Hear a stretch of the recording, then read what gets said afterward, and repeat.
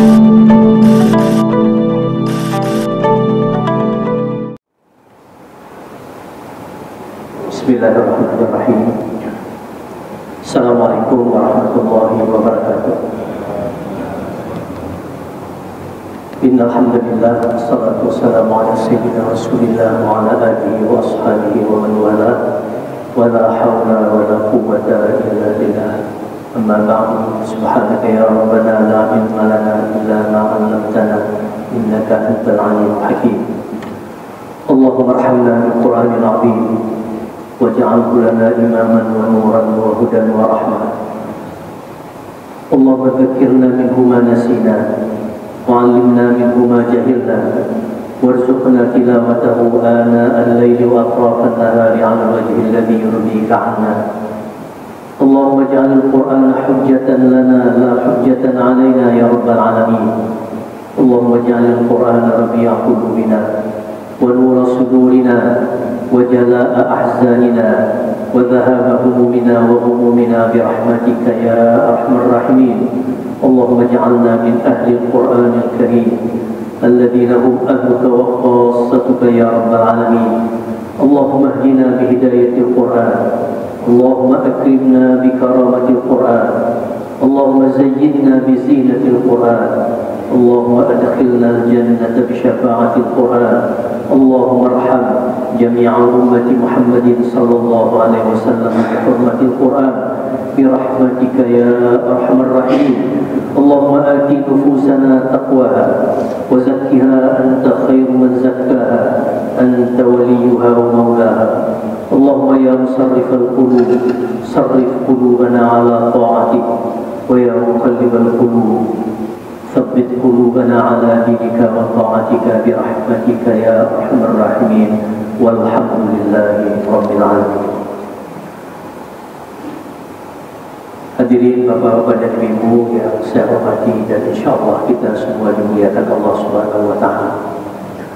Alhamdulillah kita bersyukur kepada Allah bahwa pada malam hari ini kita kembali dapat dipertemukan oleh Allah dengan qudrah dan iradahnya dalam keadaan sehat walafiat.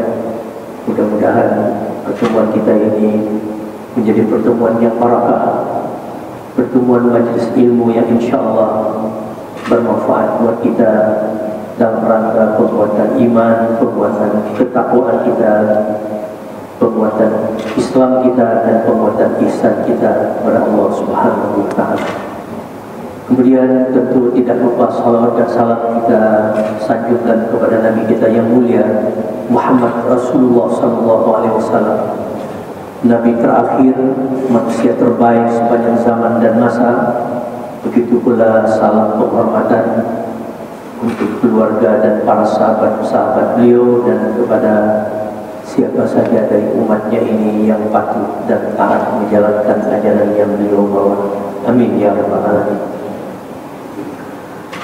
Bapak dan Ibu sekalian, mengawali kajian kita maghrib ini, marilah kita membaca sebuah hadis daripada Nabi kita Muhammad sallallahu alaihi wasallam. Hadis ini diriwayatkan oleh banyak sahabat. Ada 8 sahabat yang meriwayatkan hadis ini. Yang pertama Ali bin Abi Thalib, Abdullah ibn Umar, Abdullah ibn Mas'ud, Abdullah ibn Abbas, Jabir ibn Samrah, Mu'ad bin Jabal, Abu Umamah, dan Abu Hurairah. Nah, ini adalah sahabat-sahabat semua. Jadi makanya para ahli hadis mengatakan karena 8 riwayat hadis ini dari sahabat, maka hadis ini dihukum sebagai hadis yang sahih. Kita baca hadisnya. An Abi Umamah an Nabi sallallahu alaihi wasallam, yahmilu hadzal ilma min kulli khalafin udul yunfuna anhu tahrif al-ghalin wa intihal al-mubtilin wa ta'wil al-jahilin. Artinya dari sahabat Abi Umamah yang namanya sudah kita sebut tadi, sahabat Nabi, Dari Nabi kita Muhammad sallallahu alaihi wasallam, Nabi kita bersabda, "Yahmilu hadzal ilma min kulli khalafin uduluhu."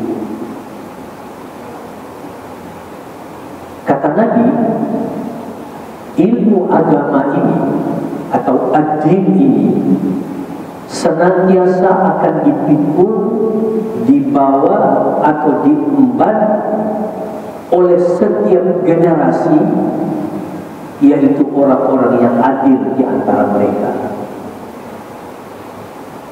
Jadi Nabi mengatakan bahwa ajaran agama ini di setiap generasi akan dipikul, akan dibawa oleh orang-orang yang adil, udul.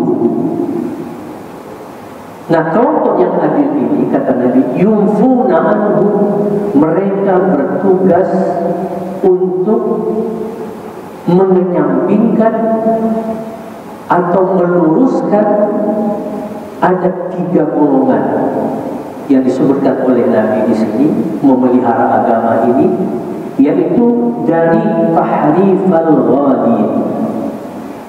Tahrifal ghalib bisa kita terjemahkan dengan bebas, artinya dari penyimpangan kelompok-kelompok yang ekstrim di dalam beragama. Wantihalal mubtilin. Nah, ini kelompok yang kedua.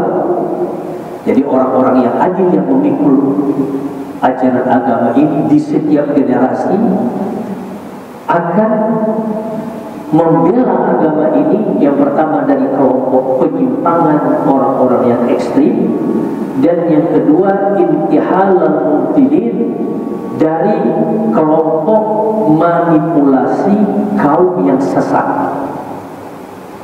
Dan yang ketiga Nabi menyebutnya takwil al-jahili. Kelompok orang-orang adil ini akan menjaga agama ini dari penafsiran, interpretasi dari orang-orang yang jahil. Jadi Bapak dan saudara-saudara sekalian, ajaran agama ini akan selalu dipelihara oleh siapa? Oleh orang-orang yang adil ini. Di setiap generasi akan ada orang-orang yang adil. Setiap ada penyimpangan, mereka nanti akan meluruskan penyimpangan ini. Disebutkan oleh Nabi ada 3 kelompok: penyimpangan kelompok yang ekstrim, manipulasi dari kaum yang sesat, dan penafsiran interpretasi dari orang-orang yang jahil, orang-orang yang tidak mempunyai ilmu pengetahuan. Bapak dan Ibu sekalian, sebagaimana kita ketahui bahwa ajaran Islam ini adalah ajaran yang terakhir. Dia berlaku di semua tempat dan sepanjang masa sampai hari kiamat nanti. Oleh karena itulah agama Islam ini akan selalu dipelihara dari usaha-usaha orang yang ingin mendistorsi, ingin menyimpangkan ajaran agama ini dari garisnya yang lurus. Siapa mereka? Mereka adalah orang-orang yang adil, disebutkan oleh Nabi uduluhu. Nah, para mufassir hadis, ahli-ahli hadis menyebutkan yang dimaksud oleh Nabi uduluhu di sini adalah para ulama yang adil. Disebutkan oleh Nabi bahwa ulama itu adalah pewaris para nabi. Al-ulama warasatul anbiya. Kenapa? Karena risalah sudah selesai dengan turunnya ayat al-yawma akmaltu lakum. Setelah itu Nabi wafat, risalah sudah selesai, wahyu tidak akan ada yang turun lagi. Nah, tinggal dilanjutkan memelihara Islam ini oleh siapa? Oleh para ulama. Oleh sebab itu disebutkan oleh Nabi al-ulama warasatul anbiya. Jadi yang diwarisi oleh ulama dari Nabi itu bukan harta kekayaannya. Nggak ada Nabi itu ketika meninggal ada harta yang mau dibagi-bagi. Nggak ada tanah juga yang mau dikapling-kapling kemudian dibagi-bagi kepada sahabat. Enggak ada. Yang ditinggalkan oleh Nabi adalah sesuatu yang lebih dari itu semua, yaitu apa? Ajaran. Oleh karena itu Nabi di khutbah Haji Wada itu menyebutkan, sesungguhnya aku meninggalkan untuk kalian 2 pusaka. Yang kalau kalian berpegang teguh kepada 2 pusaka ini, aku memberikan jaminan, kata Rasulullah, kamu tidak akan tersesat selama-lamanya, yaitu kitab Allah dan sunnah Rasul. Akan tetapi merupakan sunnatullah juga bahwa ada di setiap zaman orang yang akan mengganggu ajaran agama ini, mendistorsinya. Tetapi akan ada pula orang-orang yang adil dari para ulama itu yang akan meluruskan.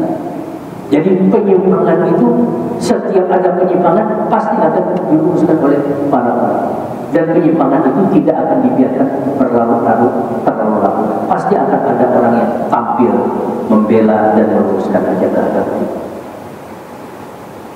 Dan sebagaimana kita ketahui juga bahwa ajaran agama kita Islam ini sering disebut dengan ajaran yang wasati, wasatiyah.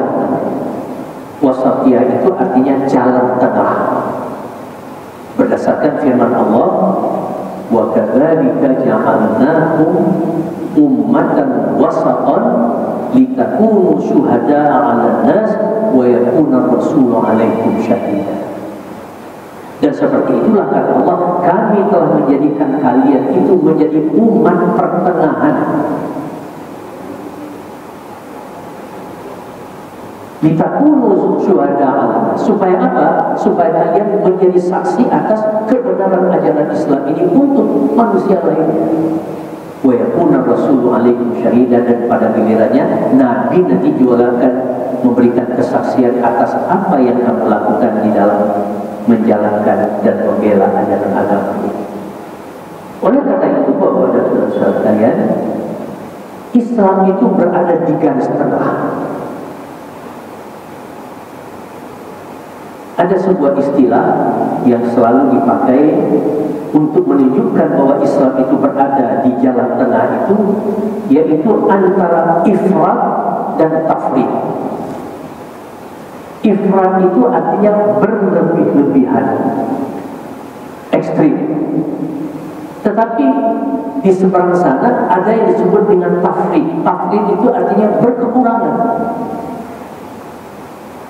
Yang satu melebih-lebihkan ajaran Islam, yang satu mengurangi ajaran Islam. Nah, Islam ada di garis tengah. Ada lagi istilah yang disebut dengan al-ghulu. Sikap ghulu artinya sikap berlebih-lebihan di dalam menjalankan ajaran agama. Kita sering menyebutnya dengan istilah ekstrim.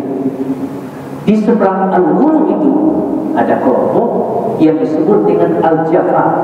Al-jafa ini artinya sikap meremehkan, mengurangi, melalaikan, atau ini juga disebut sebagai istilah yang ekstrim. Nah, ada seorang ulama namanya Syekh Rashid Ridho, dia mengatakan innal wasat huwal adlu wal khiyar. Jadi firman Allah tadi yang menyebutkan wasatan itu, menurut beliau wasat itu itulah dia adil. Dalam hadis tadi kan disebut udul. Jadi sikap adil dan sikap yang terpilih, sikap yang terpuji adalah ketika kita berada di tengah-tengah, tidak ekstrem kanan dan tidak ekstrem kiri. Ada orang yang meniadakan Allah, itu ekstrem. Tetapi ada juga orang di samping itu yang mempertuhankan banyak Tuhan. Itu namanya ekstrem juga. Nah, Islam berada di garis tengah. Dia menetapkan adanya Allah, tetapi Allah itu esa dan tunggal. Qul huwallahu ahad. Jadi Islam itu adalah disebut oleh para ulama sebagai manhajut tawasul atau manhaj wasati. Suatu sistem yang seimbang, sistem yang berada di garis tengah.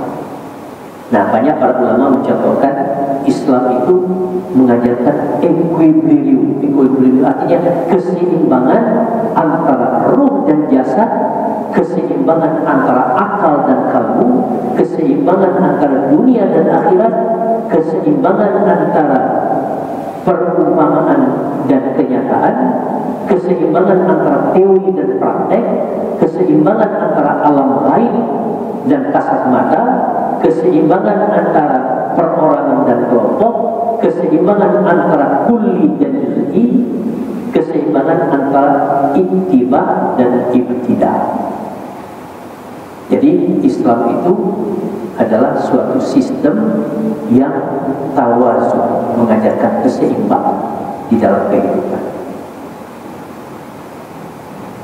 Manhaj yang bersifat di tengah seperti yang kita sampaikan tadi itu dicontohkan oleh Nabi bagaimana memeliharanya.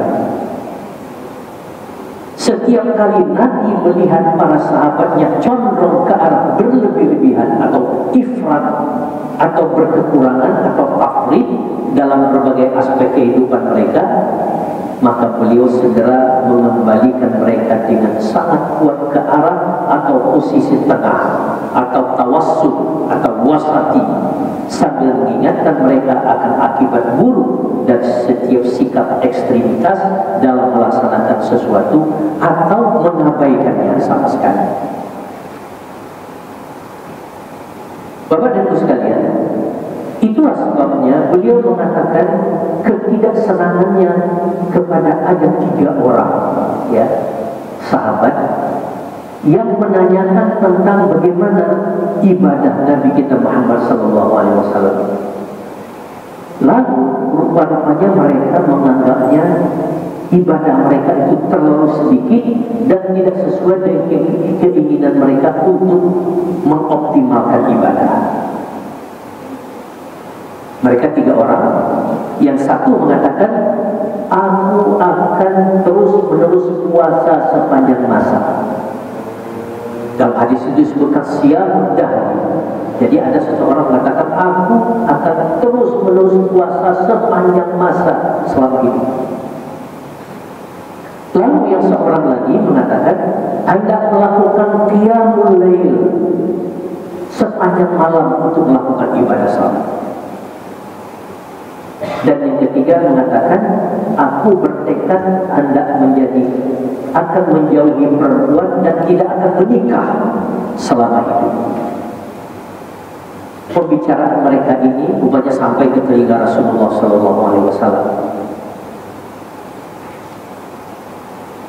Maka ketika mendengarkan ucapan-ucapan mereka, Nabi mengatakan dalam sebuah hadis yang diriwayatkan oleh Imam Bukhari, "Ama anni akhsyakum wa atqakum lakum, walakinni asumu wa ufdir wa aqumu wa arqud wa atazawwaju nisa, faman raghiba an sunnati falaysa minni."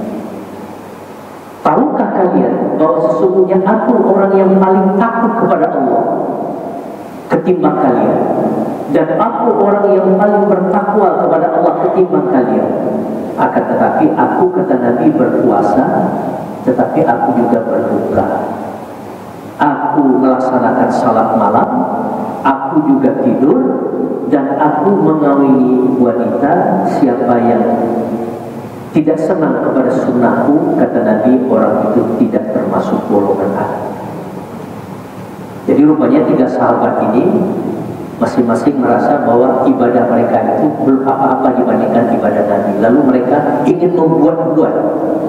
Yang satu mengatakan, aku tidak akan tidur sepanjang malam, salat terus-menerus.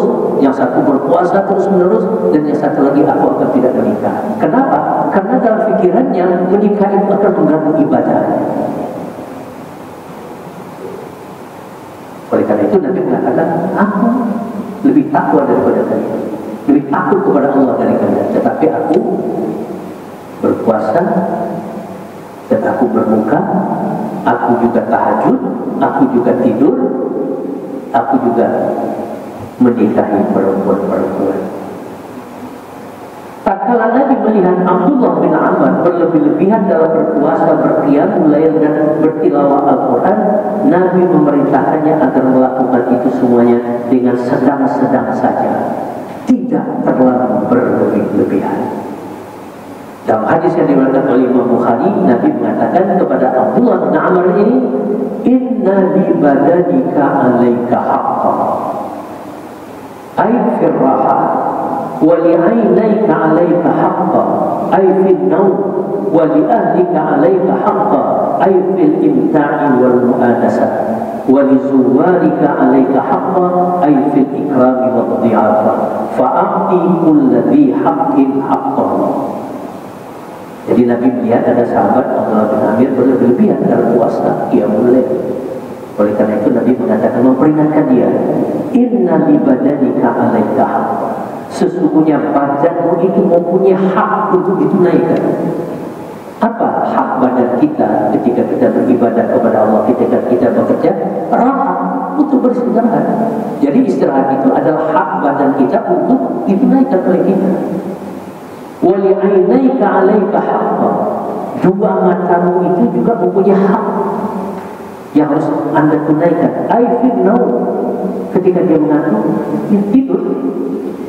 Wali ahlika alaika haqqan. Keluargamu itu juga mempunyai hak yang harus kamu tunaikan.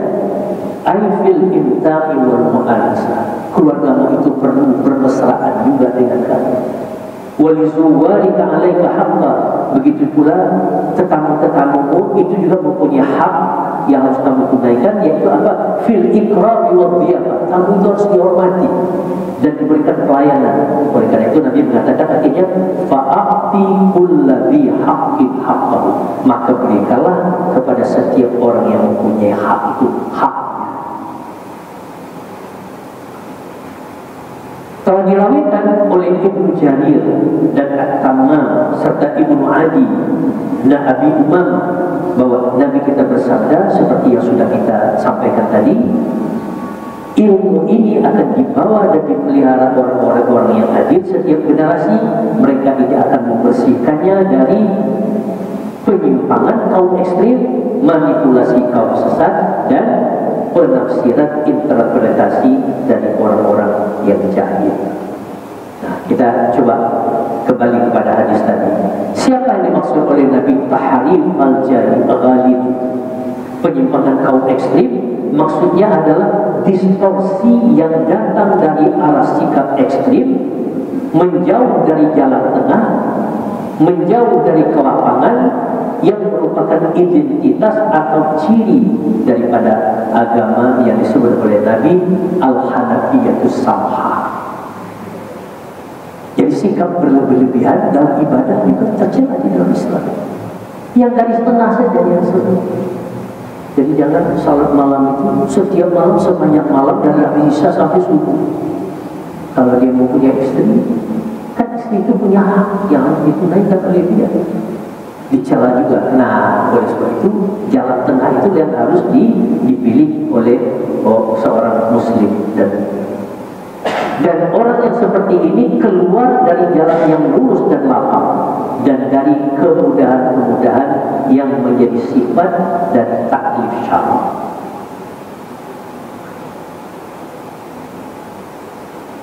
Ada suatu kaidah di dalam agama kita, dan ini juga bersumber dari Al-Quran Karim dan Sunnah Nabi.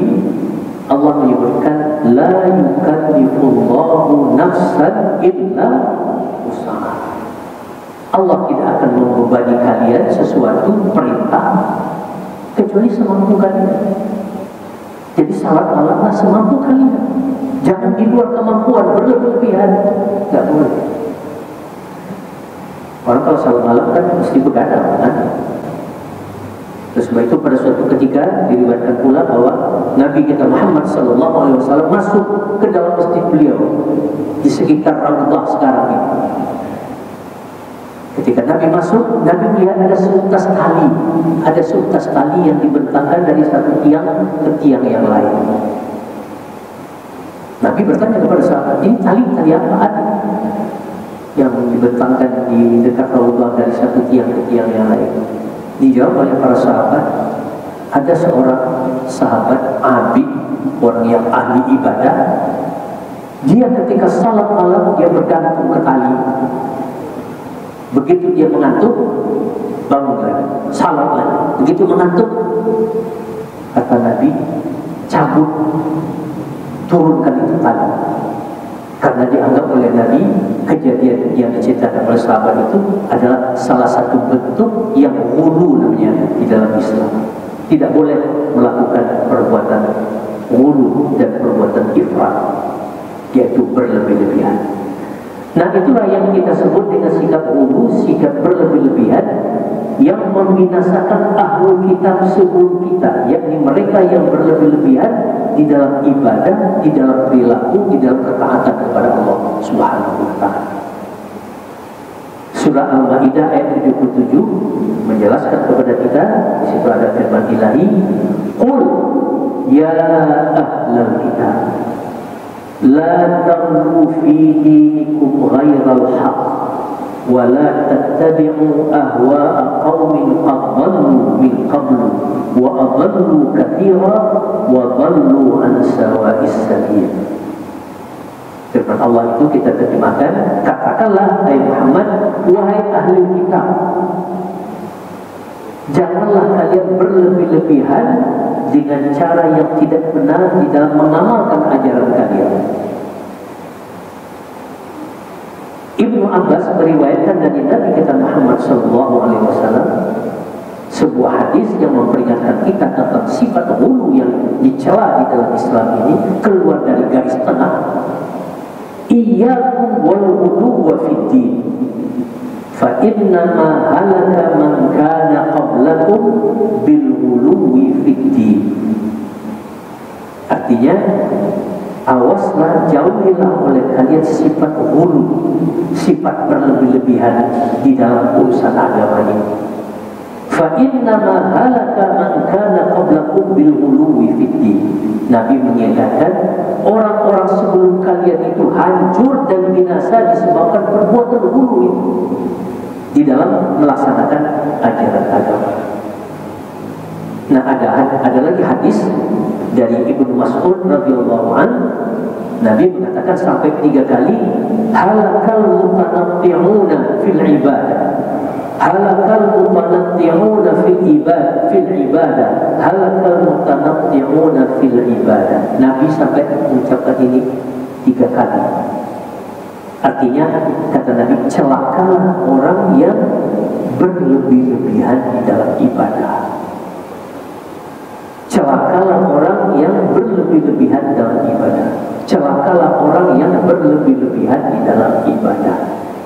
Nah, kita diajarkan untuk tawassul, untuk berada di garis tengah, tidak berlebih-lebihan, ini sikap ekstrim, dan tidak pula meremehkan, mengurang-urangkan ajaran Islam.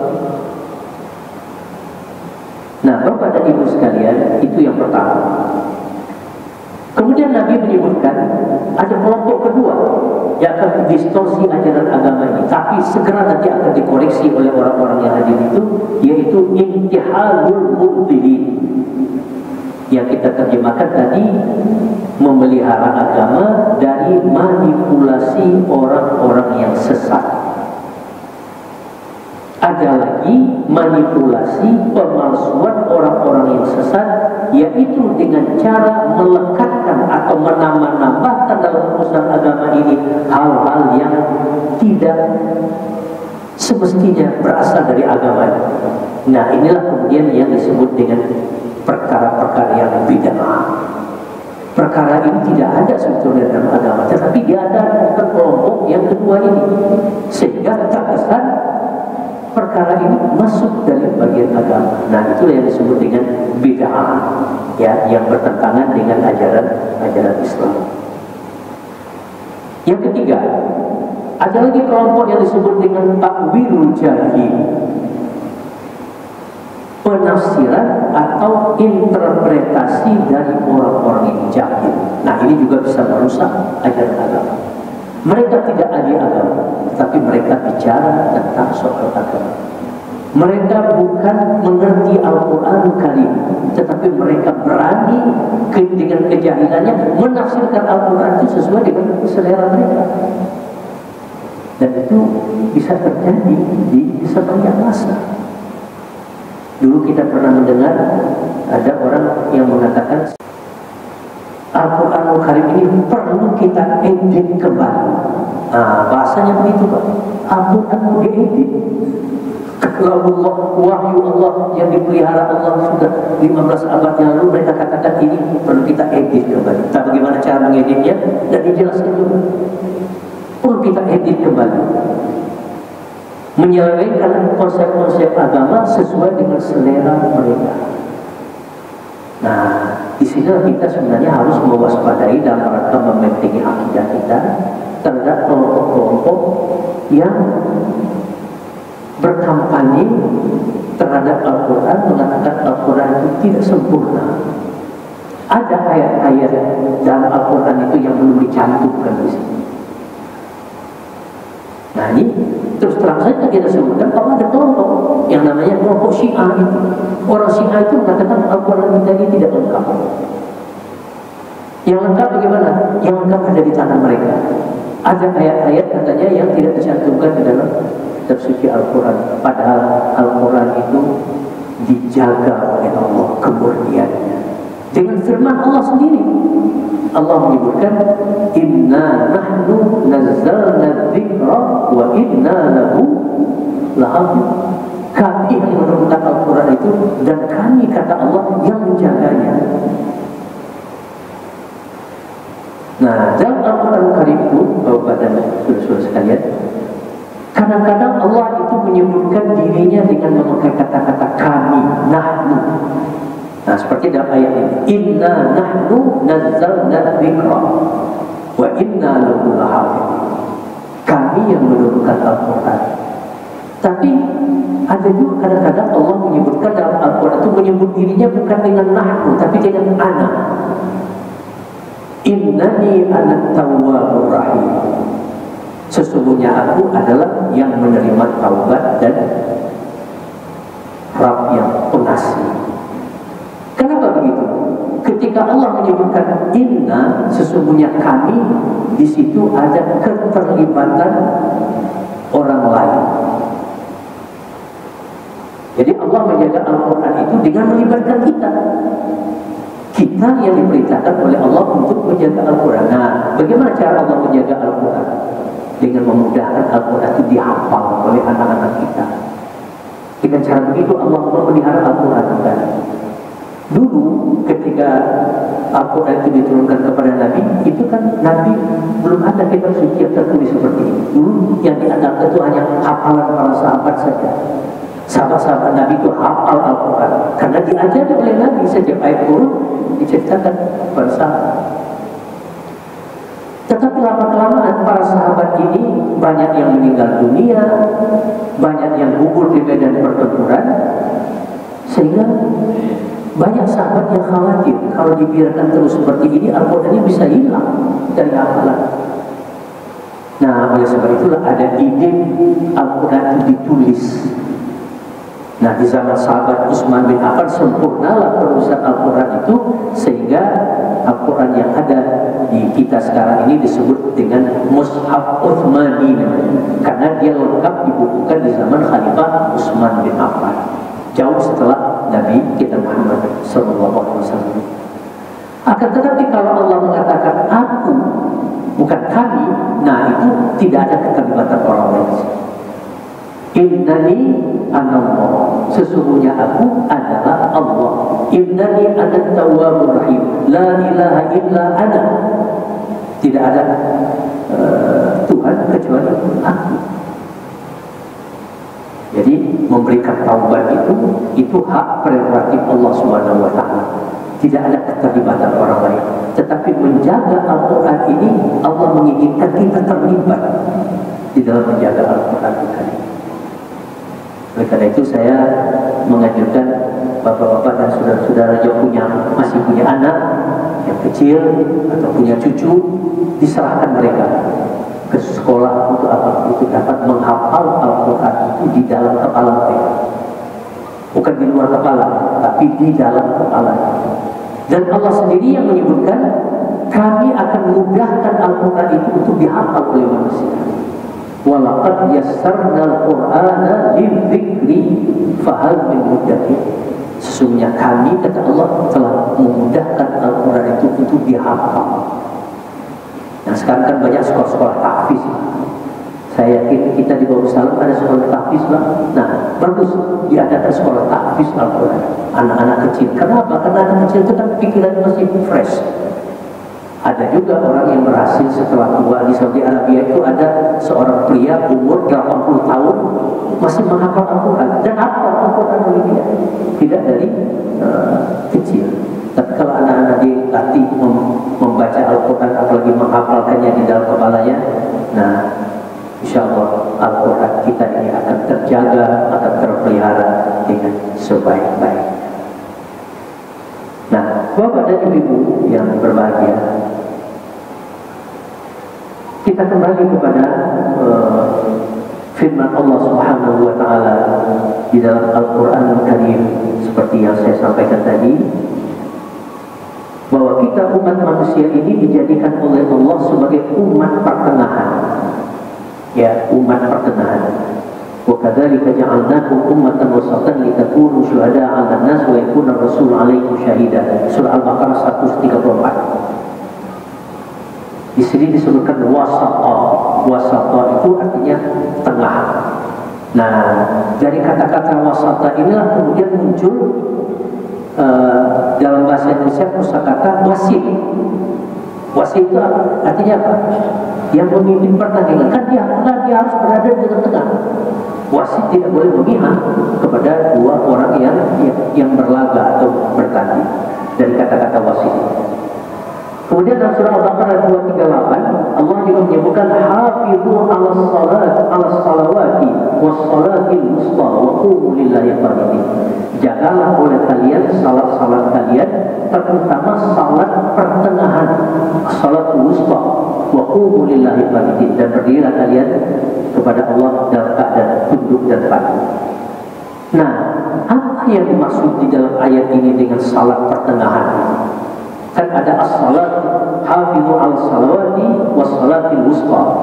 Nah, Imam At-Tabari menyebutkan ada pendapat para ulama tentang apa yang dimaksud oleh Allah sebagai salat pertengahan. Ya, ada yang berpendapat salat pertengahan atau as-salatul wusta itu maksudnya adalah salat asar. Kenapa? Ditawassutiha as-salawatil maktubatil khams. Karena posisi salat asar itu berada di tengah-tengah di antara salat yang 5 waktu. Kan subuh, zuhur, kemudian asar, sesudah itu maghrib dan isya. Jadi dia berada di tengah-tengah. Kemudian yang kedua, ada yang menyebutkan salat wusta itu adalah salat maghrib. Kenapa? Karena salat maghrib itu bilangan rakaatnya berada di tengah-tengah antara 2 dan 4. Salat subuh kan 2 rakaat. Salat zuhur 4 rakaat. Nah, di antaranya itu ada bilangan 3, yaitu apa? Salat maghrib. Ada juga yang berpendapat salat wusta itu bukan salat asar, bukan salat maghrib, tapi salat zuhur. Masuk juga hiya salatun fi wasatin nahar, karena salat zuhur itu dilakukan di tengah-tengah siang, antara siang dan malam.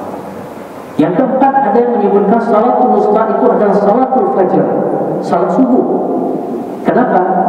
Hiya salatun bainal laili wan nahar, karena salat subuh atau salat fajar itu adalah salat di antara siang dan malam. Nah, pendapat yang kelima, ada yang menyebutkan salat isya, salat wusta, salat tengah itu. Fahiya baina salataini la tuqassarani ay bainal maghrib la tuqassar was subhi la tuqassar. Karena salat isya itu berada di antara 2 salat yang tidak boleh dikasar dan antara maghrib yang boleh dikasar dan subuh yang tidak boleh dikasar. Jadi salat isya kan berada di antara 2 salat yang tidak boleh dikasar. Itu sebelum isya kan salat maghrib. Kalau kita dalam musafir, salat maghrib tidak boleh dikasar. Dia berada di antara salat maghrib dan salat subuh. Salat subuh juga bisa tidak boleh dikasar di dalam perjalanan kita. Jadi orang kalau salat subuh mau dikasar 1 rakaat tidak boleh, harus 2 rakaat. Begitu juga salat salat maghrib tidak boleh juga dikasar. Bapak dan Ibu sekalian, Nabi tadi mengatakan bahwa yang akan memelihara agama ini adalah ulama-ulama yang adil, ulama-ulama pilihan dari ketiga kelompok yang tadi. Artinya kita di dalam beragama disuruh bersikap adil, baik adil dalam pengertian yang tadi atau adil di dalam menghukum sesuatu.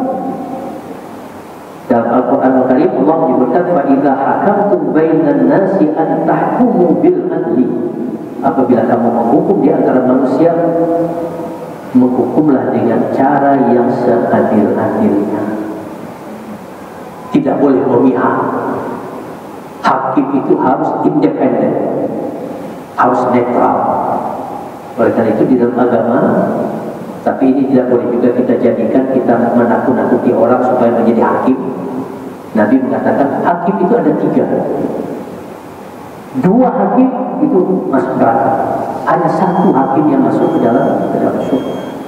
Tapi jangan kita jadikan ini sebagai menakut-nakuti orang. Tidak mau jadi sekolah hakim. Yang penting hakim itu harus bersikap adil. Yang pertama, dia masuk surga, dia hakim ini punya pengetahuan dan dia memutuskan perkara dengan pengetahuan. Nah itu yang masuk ke dalam surga. Tapi dia berpengetahuan tapi tidak menghukum dengan pengetahuannya, dia akan masuk ke dalam neraka. Dan yang kedua, yang masuk ke dalam neraka, dia menghukum dengan kejahilan, dia tidak punya ilmu tentang itu. Nah oleh karena itu Bapak dan Saudara sekalian, marilah kita memelihara sikap tawassut, sikap adil di dalam menjalankan ajaran agama kita. Jangan kita terjebak ke dalam kelompok ekstrim, baik ekstrim kanan ataupun ekstrim kiri. La yukallifullahu nafsan illa wus'aha. Kalau Bapak salat malam silakan. Tapi kalau Bapak ngantuk, tidur. Karena mata kita punya hak. Nanti kalau Bapak bangun lagi, masih ada waktu salat malam lagi. Nah, begitulah cara beragama yang diajarkan oleh Nabi kita Muhammad SAW. Mudah-mudahan Allah menghindarkan kita dari sifat ulu, dari sifat ifrat, dari sifat tafdil. Mudah-mudahan Allah selalu menunjuki kita jalan yang benar, taufik dan hidayah. Amin ya rabbal alamin. Billahi taufiq wal hidayah. Assalamualaikum warahmatullahi wabarakatuh.